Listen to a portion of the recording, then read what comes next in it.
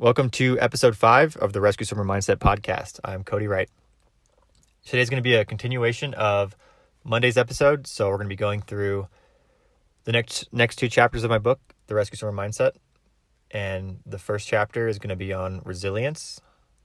I'm going to read through a few different sections and then kind of go over those key points. And then the last chapter I'll be covering today is on artificial stress methods and ways to counteract them during your training.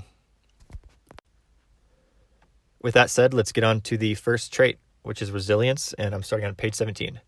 Resilience is defined as the capacity to recover quickly from difficulties or toughness. Movies are a great example of the benefits of resilience and how much we value this trait in individuals.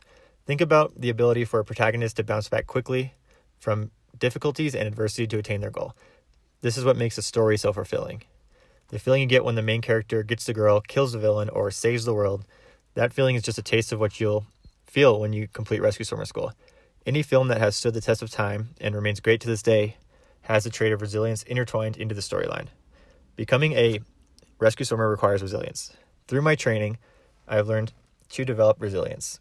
So I can give you a first-hand account of the trait. If you have the ability to talk with a graduate of Coast Guard Helicopter Rescue Swimmer School, or a graduate of another high failure rate military school, you will hear an abundance of stories displaying resilience. It is ingrained in the fabric of high-performing individuals. So the first trait, resilience, is present in every single rescue swimmer and every high or elite military operator. And without having this trait, it is impossible to get through any really difficult training, just due to the nature of that training. And these schools, these military schools, are structured in a way to sift through those to find the people who have these traits, specifically resilience. And the way I kind of like to highlight a way for instructors to sift through these individuals is a lot of times in school. So you'll have regular PT days or pool days where you're just working out all day. You're not learning anything. You're just kind of going through the motions, getting a good workout in, and being tested physically. You also have classroom days where they dump a ton of information on you and expect you to retain it. And sometimes those days are mixed. And a lot of times they'll teach you in swimmer school, they'll teach you different rescue techniques and how to use the various rescue devices that we use on the helicopters. And you're expected to retain this information and memorize the exact procedure. There's a set of steps for every single device that you run through in your head as you're in the water with your survivor. And you have to hit every step exactly how they tell you to do it, or you're going to fail a test. So this is what I like to call an introduction to a challenge. So once you're given this challenge, you're also given the tools to succeed. And it's up to you to put everything together and get the test done. So this provides, or this kind of usually runs over the course. In swimmer school, it goes over, maybe you'll be like introduced to a new rescue device or procedure on a Monday or Tuesday, and then you might start testing on it on Thursday or Friday. So it's relatively fast, and you're expected to keep up. So throughout the course of that week, there's going to be tons of ups and downs where a student will feel like they are likely to fail a test. So especially later on in school, you start getting to the harder tests. There's a parachute test where you're practicing rescuing a downed aviator with a parachute attached to him. It's very procedural and there's a lot of steps, and it can get kind of tricky, and you really have to memorize everything and practice it a lot. And if you don't have resilience, you may go through one of the practice tests, fail the practice test, or do really bad, and then that could put you in that downward spiral, and it could screw up your tests going forward. And if you don't have resilience, you're likely to just continue on that downward spiral, and you'll likely fail the test. And that's where you get a lot of students who not quit, but fail. So going forward, I'm going to move on a bit. I'm going to be reading a lot from the book for this chapter, just because I think I did a pretty good job of talking to the trait pretty well, and I threw in a good story or two. So we're going to continue on. on page 18. And this is the last paragraph on page 18. After completing the rescue device techniques, you experience your first of 2 benchmark tests. This is known in the rescue swimmer world as the 1-man. It is the first time candidates are measured on their ability to learn and retain the first 2 months of training and apply their knowledge to the test. In addition, the survivor is non-compliant. This is a survivor that makes rescues extremely challenging by resisting rescue attempts and panicking while being towed. Prior to this point, each test dealt with the student's recovery and survivor, recovering the survivor and placing them into the rescue device and hoisting them up out of the pool to safety. All of this is done with a docile instructor as the simulated survivor. The non-compliant survivor for this test is the same instructor, however, they simulate and exaggerate a scenario where you may encounter a panicked survivor. For ease of explanation, you can imagine wrestling an NFL linebacker in the water after completing the hardest workout of your life, while executing a series of safety checks in a mildly hypoxic state under the knowledge that a failure of the test will conclude your time at rescue swimmer school. Among students, this is a test that elicits nightmares on a weekly basis. It's common for a class of 10 to 15 students to enter the week of the 1-man test and end the week with 4 or 5 students. So this is the truly one of the benchmark tests in this school. And it's really there to weed out and select for students who are likely to get through the rest of training, because after this test, training really ramps up and the workouts get harder. You're expected to have retained all of the information you learned up to that point, which is usually all of the life-saving techniques there are. And then you are basically overlaying that with simulated rescue scenarios with multiple non-compliant survivors. So you essentially start doing 3 or 4-man tests where it's really just 4 times the length of the 1-man, but 4 times more exhausting, and you're rescuing various different instructors, and some are more compliant than others. Some are just really agitated, and they make it impossible for you to tow them, and they'll turn on you and basically make you do every escape and release that you learn throughout the training, and you have to do it perfectly with all the techniques, all while at a really hypoxic state and being physically exhausted, because you're always working out basically for the first half of the day before these tests.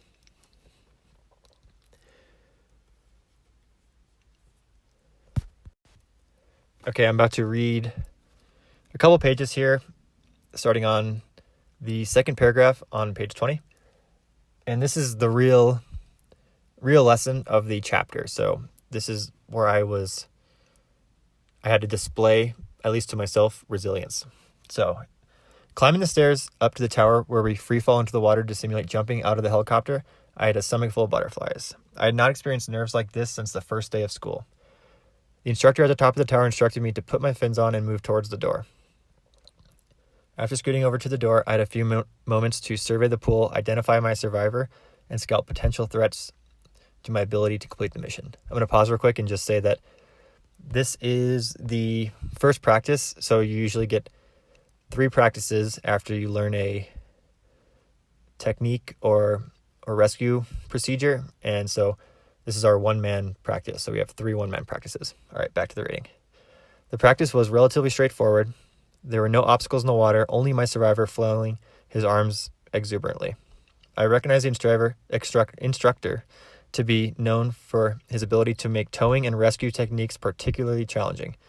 I did my safety checks and jumped into the water. After servicing and clearing my mask, I swam towards my survivor. I executed all the verbal and visual techniques taught. I swam towards him and proceeded to put my survivor in a tow. Unlike previous tests, the survivor was flailing around when I was trying to ask him the required questions. It took me a few minutes for me to coax him into answers. At this moment, I was physically exhausted and in desperate need of a few good breaths of air. As I took a moment to breathe and signal the tower for the rescue device, I was underwater with the survivor at this point, and he had a deadlock grip around my neck. This is a situation that we train for prior to the evaluation. There are multiple techniques we are taught and tested on in the early weeks of training. Each escape technique has a set of steps that show the instructors that the student will be able to keep a level head in a tense situation.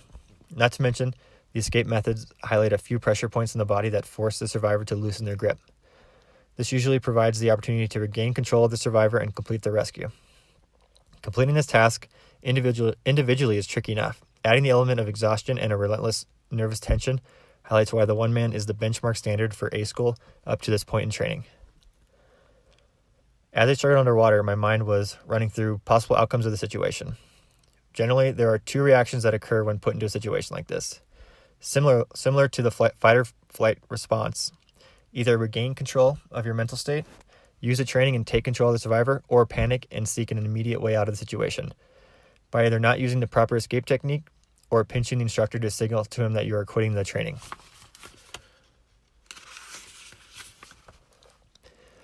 In this situation, I chose to pinch. I found myself in a slightly panicked state trying to escape, and swam to the surface for air. Up to this point, it was a feeling of panic that I had never experienced.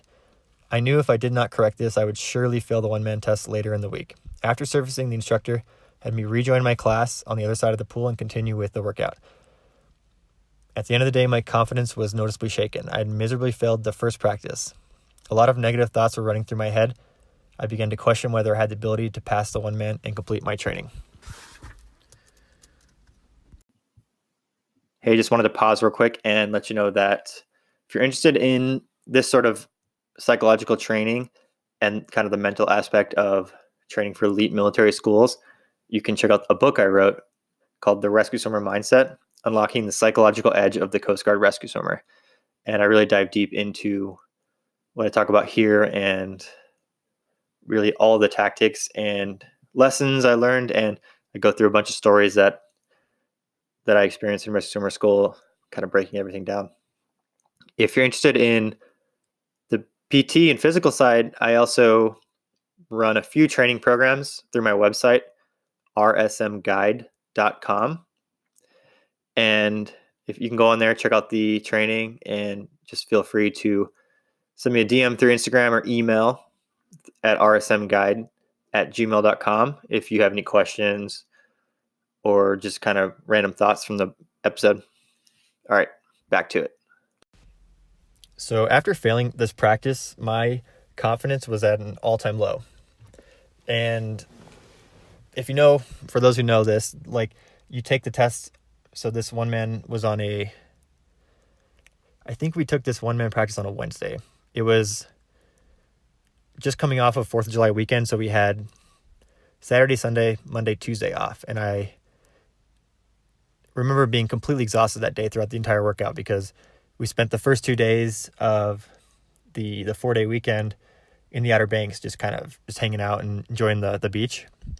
And then I went home for the other 2 days in basically Northern Virginia. So I did a lot of driving, and I did a lot of just eating, and I was not working out at all. So I came back on Wednesday and I was completely not ready for the day. I struggled the entire morning throughout that whole workout, and I was kind of dreading the pool because we all kind of knew the one-man practices were coming, because it was just about that time.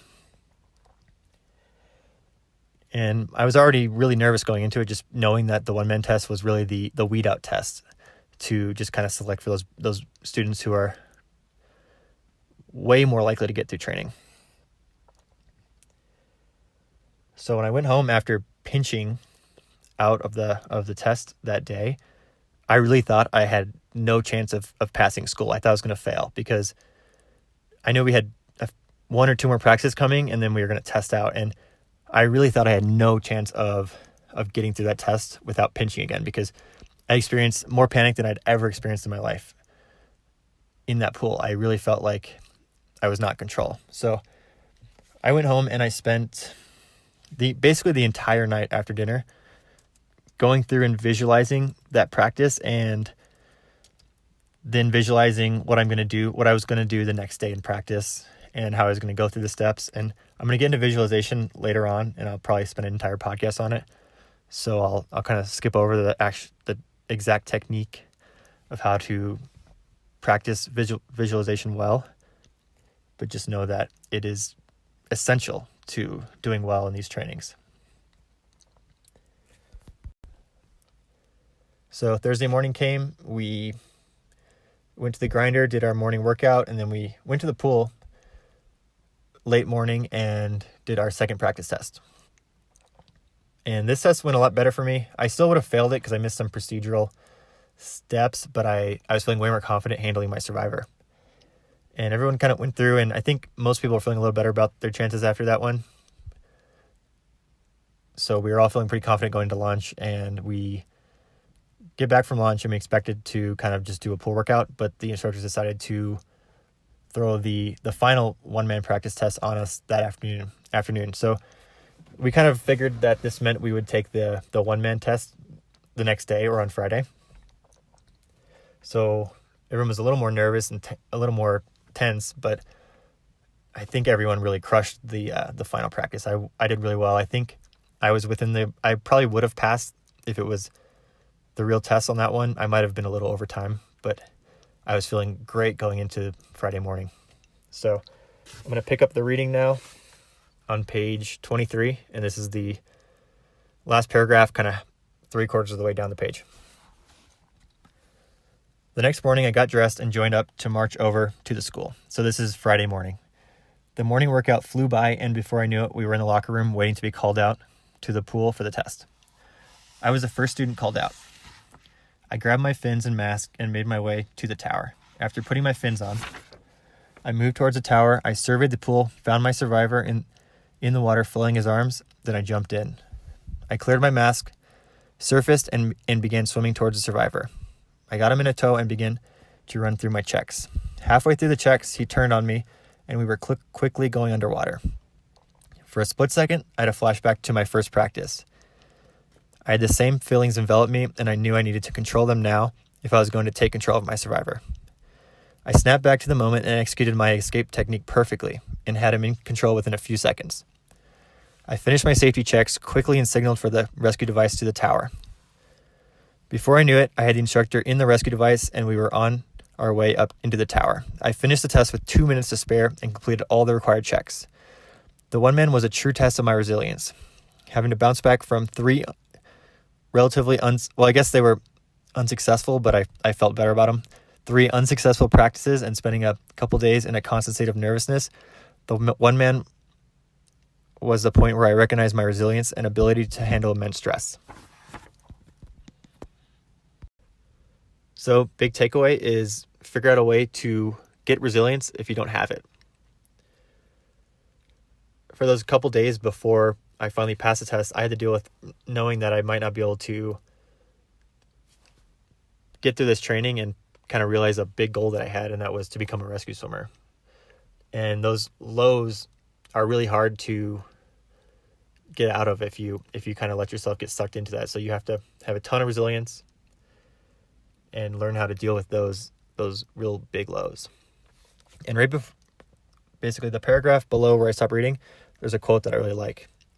If you remember one thing from reading this, it is that resilience is a norm among successful individuals. So remember that and just store it in your brain and just know that you got to figure out a way to get resilience if you don't have it. And there's one more thing from this chapter or it's not from the chapter, but it's just kind of a story that's related that I wanted to share with you. And that is the first week of training, I had the opportunity to talk to a retired Coast Guard rescue swimmer. My dad was a flight mechanic in the Coast Guard, so he knew a ton of swimmers, and he got me in contact with one just to kind of give me some good advice before training really ramped up. And what he told me really stuck with me. And he basically just said that you got to remember that everyone who went through the training before you and passed had to go through the exact same tests and had to feel the same emotions that you felt. So you're not really you're not special or unique in the fact that you have to struggle through the training. And if you realize that, it's kind of relieving or enlightening. Like once you know that other people have gone through it and you've worked out with them, and you know that if you can hang with them physically, you can probably hang with them mentally. I'm going to move on to the next chapter now, and that's on page 27. And the title of this chapter is De-stress. And although this chapter is really short, it highlights a big tool that the instructors or a few tools that the instructors use to make school a lot more challenging than it needs to be. So I'm going to read the first page and then go through these four artificial stress methods. The mental agony of the one man truly actually, I'm going to read from the second paragraph. The stress seems all-encompassing and insurmountable. This is the instructor's greatest tool. Greater than their ability to yell and punish, it is their ability to impose artificial stress. The stress created is completely in your head. Nobody is in imminent danger. The entire makeup of Rescue Summer School is supported by artificial stress. While the input stress is artificial, our body has no way to decipher the difference. The result of this is an output of real stress on our end. In the section on grit, I will highlight a method to try and de-escalate the stress mechanism through active thought processes. Before we can dissolve this stress, we must first establish how it can be created in the first place. I've come up with several determinate factors used by the instructors, each tactically designed to push your anxiety levels to new heights. The artificial stress methods used are as follows: chaotic or unorganized events, isolation of individuals in the class, yelling, and specific detailed instructions. So I'm just going to go through each of these and highlight or give you kind of an example of each one. So the first one, chaotic or unorganized events. What you usually see, this will be or manifest itself in the form of schedule changes throughout the day. So a few weeks into school, you might get into a routine of knowing you're going to work out in the morning or work out in the afternoon, have classroom, vice versa. So what the instructors might do is decide to change the schedule, and you might think you're going to the classroom, but you get to the classroom and they decide you're gonna do a pool workout. So that can be really stressful, because when you're not mentally prepared to get into the pool and do really hard, water confidence training, your stress levels spike immediately. So just keep that in mind and watch out for it. The second one is isolation of individuals. So this is something that happens constantly through school. Instructors are going to pick an individual who they feel like testing or they feel like might quit, and they'll give them extra PT reps during workouts. They'll call them out in front of the entire class and just make them feel really bad about themselves, to the point where if they're mentally weak, they might decide to just quit. It's kind of what, if you've been through boot camp already, it's a similar method where, or you've probably been through it though, where the instructors pick out students who are doing something wrong, or they might send you to reversion. And this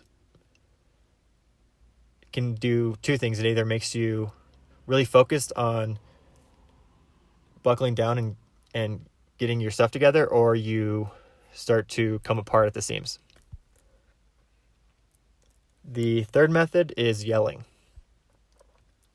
And this is also something just thrown out. It's similar to a boot camp method. So the yelling basically just adds an element of complexity onto whatever you're doing. So if the instructor's giving you instructions and he's yelling, it's creating a false sense of urgency. So just keep that in mind.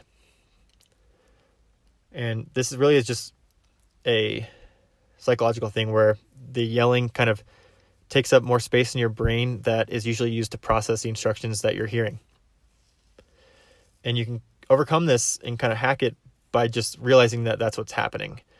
So you want to just kind of try to zoom out and view your situation from a third person perspective if you can, and just get those instructions and just tune out the yelling. The final method is specific or detailed instructions. So this is just another way to kind of overload your brain, similar to yelling. You'll see this early on in school a lot of times, and you just need to just not let it overwhelm you. Just take it and understand that you'll likely do a lot of things wrong. So you'll be given a set of instructions to, for instance, that you have to drink out of your water pack a specific way. And there's a few steps to just squat down and drink water. And you might do it wrong a few times out of the get-go, but just know that everyone's going to do it wrong, and it doesn't mean that you're not a good student or that you're going to fail training. It's just there to impose that artificial stress. And that's all I really wanted to cover from that chapter. I just want you guys to be aware of those fake artificial stress methods that the instructors are going to use on you. So with that said, I'm going to end this episode, and I'm going to pick up on Monday with the next chapter. And I might cover 2 chapters. We'll kind of just see how the time goes and how much content I get through. Thanks for listening.